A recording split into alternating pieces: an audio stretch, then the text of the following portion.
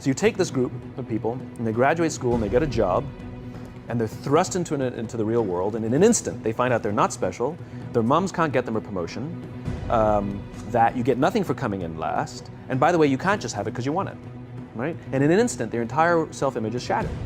And so you have an entire generation that's growing up with lower self-esteem than previous generations. You may recognize him from a video that we did together that literally broke the internet, where he answers the now infamous Millennials question.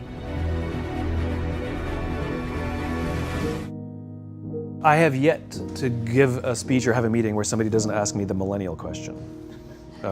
What's the millennial question? Apparently, millennials as a generation, which is a group of people who were born approximately 1984 and after, are tough to manage. And they're accused of being entitled and narcissistic, self-interested, unfocused, lazy. But entitled is the big one. And because they confound leadership so much, what's happening is leaders are asking the millennials, what do you want? And millennials are saying, we want to work in a place with purpose, love that. We want to make an impact, you know, whatever that means. We want free food and beanbags. And so somebody articulates some sort of purpose, there's lots of free food and there's beanbags, and yet for some reason, they're still not happy. And that's because they're missing, there's a missing piece. What I've learned is that I can break it down into 4 pieces, right? There are four things, 4 characteristics. One is parenting, the other one is technology, the third is impatience, and the fourth is environment.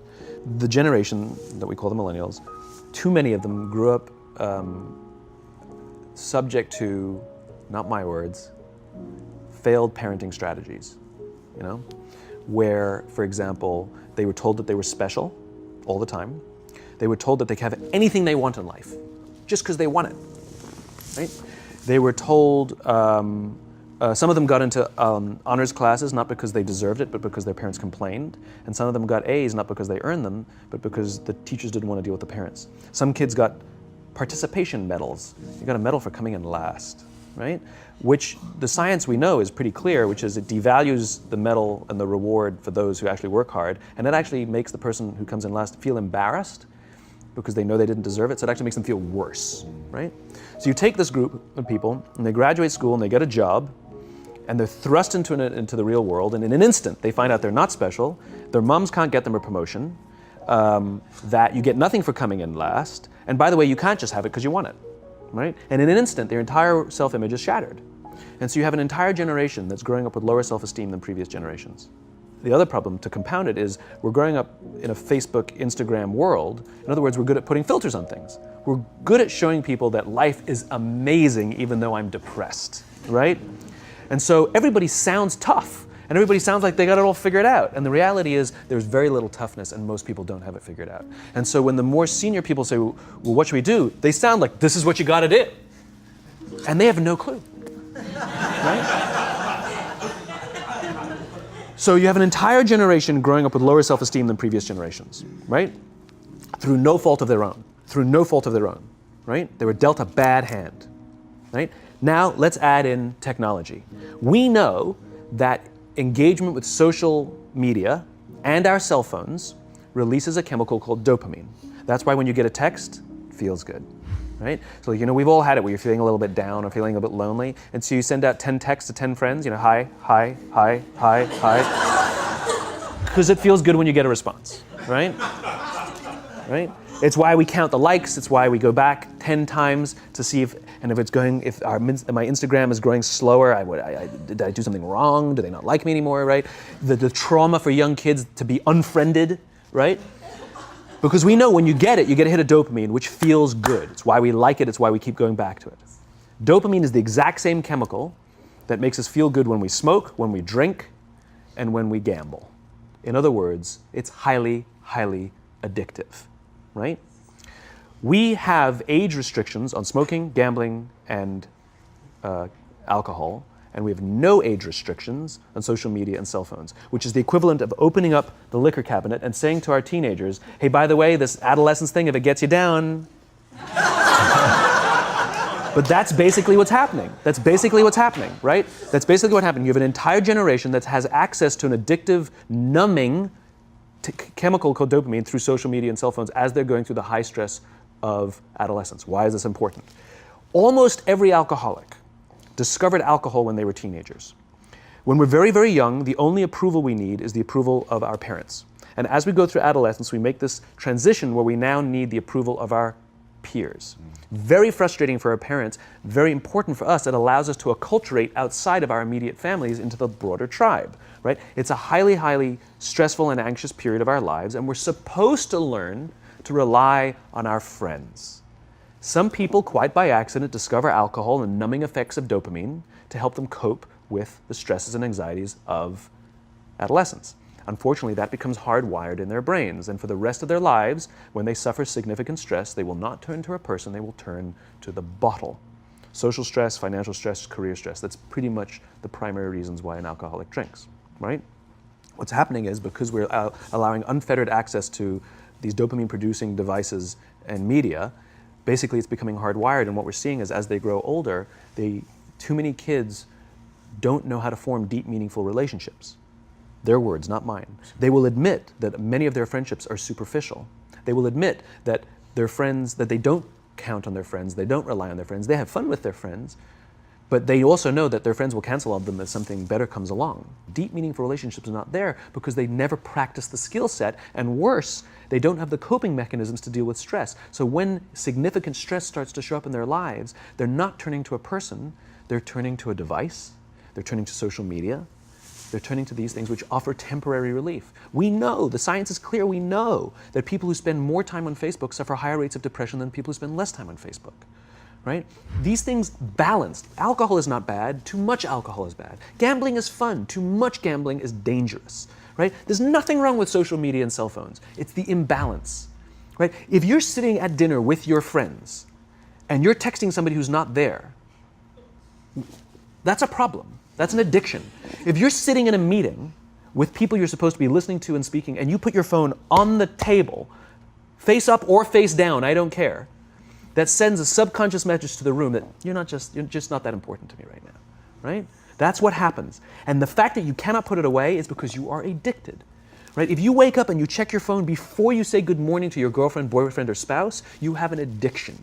And like all addiction, in time, it'll destroy relationships, it'll cost time, and it'll cost money, and it'll make your life worse, right? So you have a generation growing up with lower self-esteem that doesn't have the coping mechanisms to deal with stress, right? Now you add in the sense of impatience, right? They've grown up in a world of instant gratification. You want to buy something, you go on Amazon, it arrives the next day. You want to watch a movie? Log on and watch a movie. You don't check movie times. You want to watch a TV show? Binge. You don't even have to wait week to week to week, right? I know people who skip seasons just so they can binge at the end of the season, right? Instant gratification. You want to go on a date? You don't even have to learn how to be like, hey. You don't even have to learn and practice that skill. You don't have to be the uncomfortable one who says yes when you mean no and says no when you mean no, but yes when you... You don't have to swipe right. Bang, I'm a stud. Right? You don't have to learn the social coping mechanisms, right? Everything you want, you can have instantaneously. Everything you want, instant gratification. Except job satisfaction and strength of relationships, there ain't no app for that. They are slow, meandering, uncomfortable, messy processes. And so I keep meeting these wonderful, fantastic, idealistic, hardworking, smart kids. They've just graduated school. They're in their entry-level job. I sit down with them and I go, how's it going? They go, I think I'm gonna quit. I'm like, why? They're like, I'm not making an impact. I'm like, you've been here 8 months. You know? It's as if they're standing at the foot of a mountain and they have this abstract concept called impact that they want to have in the world, which is the summit. What they don't see is the mountain. I don't care if you go up the mountain quickly or slowly, but there's still a mountain. And so what this young generation needs to learn is patience. That some things that really, really matter, like love, or job fulfillment, joy, love of life, self-confidence, a skill set, any of these things, all of these things take time. Sometimes you can expedite pieces of it, but the overall journey is arduous and long. and difficult. And if you don't ask for help and learn that skill set, you will fall off the mountain, or you will, the worst case scenario, and we're already seeing it, the worst case scenario is we're seeing an increase in suicide rates, we're seeing an increase in this generation, we're seeing an increase in accidental deaths due to drug overdoses, we're seeing more and more kids drop out of school or take leaves of absence due to depression, unheard of. These are all, this is really bad. The best case scenario, those are all bad cases, right? The best case scenario is you'll have an entire population growing up and going through life and just never really finding joy. They'll never really find deep fulfillment in work or in life. They'll just waft through life and it'll be just, it's fine. How's your job? It's fine. It's the same as yesterday. How's your relationship? It's fine. Like that's the best case scenario. Which leads me to the fourth point, which is environment, which is we're taking this amazing group of young, fantastic kids who were just dealt a bad hand. It's no fault of their own. And we put them in corporate environments that care more about the numbers than they do about the kids. They care more about the short-term gains than the long-term life of this young human being. We care more about the year than the lifetime, right? And so we are putting them in corporate environments that aren't helping them build their confidence, that aren't helping them learn the skills of cooperation, that aren't helping them overcome the challenges of a digital world and finding more balance, that isn't helping them overcome the need to have instant gratification and teach them the joys and impact and the fulfillment you get from working hard on something for a long time that cannot be done in a month or even in a year. And so we're thrusting to them in corporate environments, and the worst part about it is they think it's them. They blame themselves. They think it's them who can't deal. And so it makes it all worse. It's not. I'm here to tell them it's not them. It's the corporations, it's the corporate environments, it's the total lack of good leadership in our world today that is making them feel the way they do. They were dealt a bad hand, and I hate to say it, but it's the company's responsibility. Sucks to be you, like we have no choice, right? This is what we got, and I wish that society and their parents did a better job. They didn't. So we're getting them in our companies, and we now have to pick up the slack. We have to work extra hard to figure out the ways that we build their confidence. We have to work extra hard to find ways to teach them the social skills that they're missing out on. There should be no cell phones in conference rooms. None. Zero.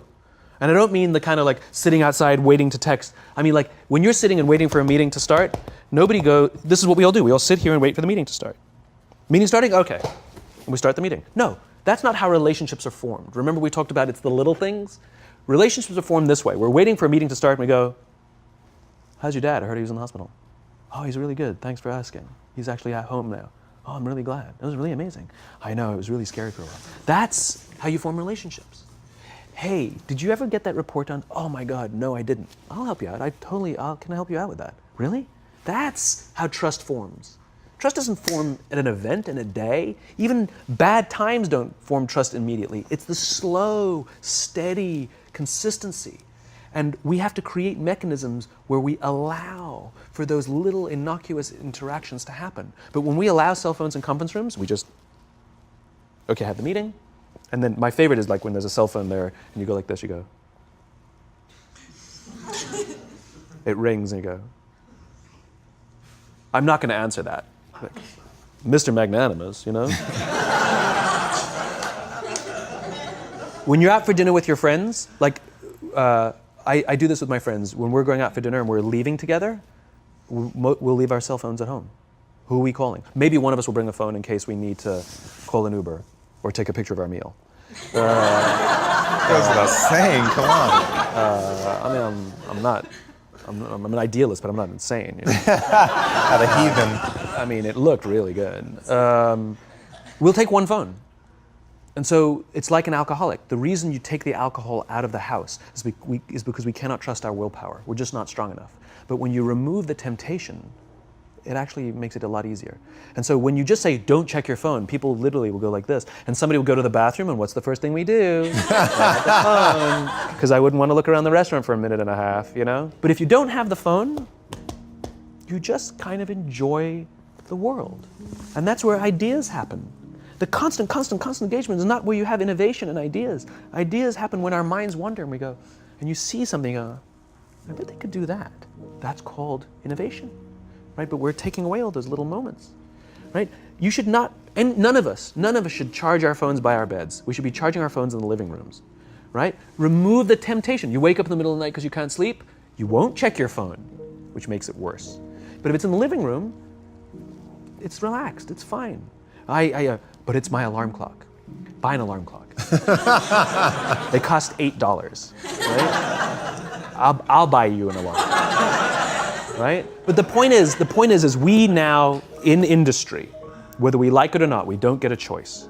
We now have a responsibility to make up the shortfall and to help this amazing, idealistic, fantastic generation build their confidence, learn patience, learn the social skills, find a better balance between life and technology. Because, quite frankly, it's the right thing to do. Simon, thank you so much pleasure. for coming on. My pleasure. Thanks for having me. Thank you for coming. That was incredible. Absolutely amazing. Where can they find you? It's ironic, isn't it? Well, you can find me on social media. When you're not in the meeting. So yeah, I'm in all the usual places. But I will tell you one thing. So I have a new book coming out in September. It's a thinly veiled plug, but You've made them very happy. But what's special about it is I wanted to produce something that no digital format could reproduce. Interesting. And so it's an illustrated quote book. It's beautifully illustrated. I was very sort of pushy about this, that I didn't want the illustrations done on a computer. They were done by hand. There's a song, Aloe Black, the singer, the Grammy-nominated singer, the book is called Together is Better, and he gave me a song that goes with it. And the music is at the back of the book, and it's actually, the lyrics are in his handwriting. It's actually his handwriting. And here's the best part. The book is scented. We scented it with a custom scent made by this amazing company called 1229, and they designed for me the scent of optimism. All right. So you smell the pages, and they smell like optimism, right? And the thing that I love about this is I can't do that in any ebook format.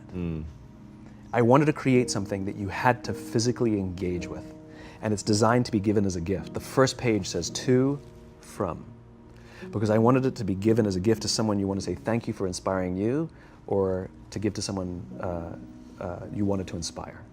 It was designed to promote this physical interaction and engaging with the real world. So I'm really proud of it. It's incredible, man. Super unique. Yeah, it's fun.